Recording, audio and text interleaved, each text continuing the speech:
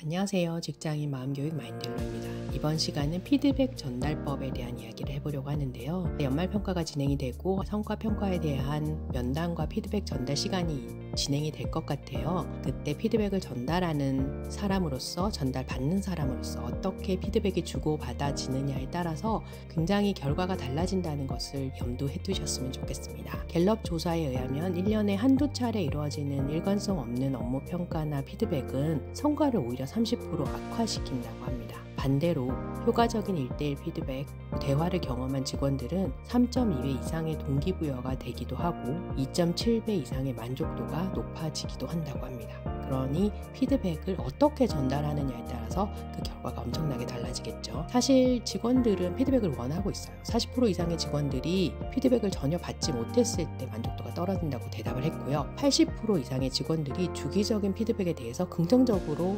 받아들인다라고 대답을 했습니다. 그만큼 직원들은 피드백이 필요해요. 다만 효과적인 피드백이 필요합니다. 그럼 효과적인 피드백은 어떻게 하는 걸까요? 대답은 직원을 이해하는 것에 있습니다. 직원이 어떤 도움과 피드백을 필요한지 이해하는 것이 첫 번째예요. 직원의 경험치, 업무 기술, 현재 상황 등을 고려해서 어떻게 피드백하는 것이 좋을지, 어떤 대화 방법이 필요한지를 고민해 보셔야 합니다. 6가지 대화 유형들이 있는데요. 어떤 유형이 지금 이 직원에게 적합할지 고민하시고 적용하시면 좋을 것 같습니다. 6가지 대화 유형 중에 첫 번째는 코칭입니다. 코칭의 전제는 질문이에요. 답을 주는 것이 아니라 직원이 보고 있지 못한 부분을 볼 수 있도록 질문을 하는 것입니다. 질문으로서 직원들의 시야를 키워주는 대화법이 바로 코칭입니다. 그러니 판단이나 비판은 배제해야 합니다. 내가 답을 주는 것이 아니라 질문을 통해서 스스로 답을 찾아가도록 유도하는 방법이 코칭입니다. 적절한 격려와 칭찬, 그리고 질문, 이 3가지가 코칭의 핵심 대화 기술입니다. 두 번째는 멘토링인데요. 멘토링은 경험과 지식을 바탕으로 구체적인 방향과 피드백을 전달하는 대화법이에요. 코칭이 질문을 통해서 스스로 답을 찾아가도록 유도하는 대화법이라면 멘토링은 경험했던 바와 내가 알고 있는 지식을 가지고 구체적으로 방향성을 전달하는 대화법입니다. 신입사원들에게 선배가 업무에 대해서 구체적으로 알려주거나 회사 생활에 대한 자신의 경험담을 바탕으로 가이드를 주는 것이 멘토링의 기본이죠. 세 번째는 360도 피드백입니다.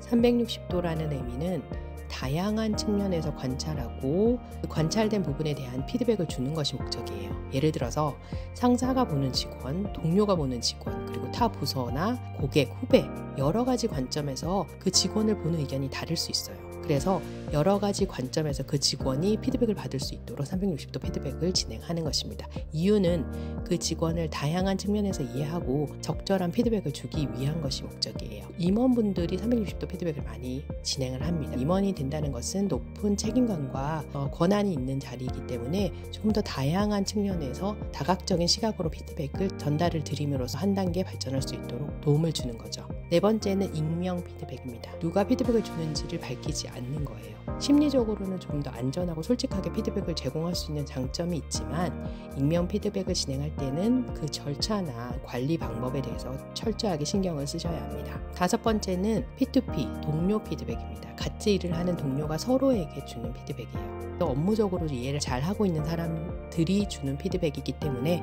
내가 작업하는 방식이 어떻게 비춰지는지 통찰력을 얻을 수 있는 좋은 기회가 되기도 하죠. 팀원들이 자신의 피드백이 가치가 있게 여겨진다는 것을 경험하게 해주는 기회가 되기도 하고 팀원들에게 피드백을 줄 수 있는 기회를 주는 좋은 방법입니다. 마지막으로 6번째는 상향식 피드백이에요. 바텀업이라고도 하는데요. 대부분의 회사들은 하향식, 탑다운 피드백이 일반적으로 진행이 되죠.